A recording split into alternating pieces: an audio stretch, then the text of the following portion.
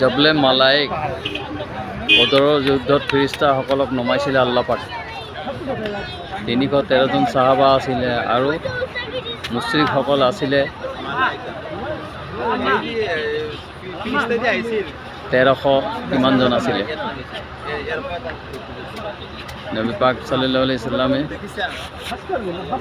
আৰিশ নামৰ জেগাডোখৰত তম্বু তৰি আল্লাহৰ ওচৰত দোৱা বিচাৰিছিলে আৰু সহায় বিচাৰিছিলে। সেই সহায় আল্লাহ পাকে কবুল কৰিলে, সেই দোৱা কবুল কৰিলে।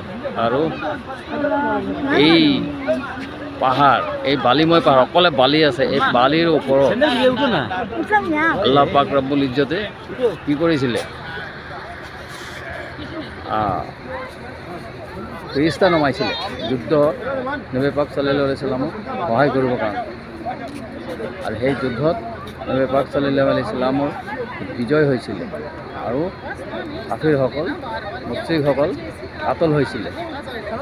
আৰু বদৰ বুলি এটা কুঁৱা আছে, সেই কুঁৱাটোতে যিখিনি 70 জন মুশ্ৰিক কাটিছিলে, সেই মুশ্ৰিকসকলক সেই কুঁৱাটো, বদৰৰ কুঁৱাটোত ভৰাই তাত দফন কৰি দিছিলে।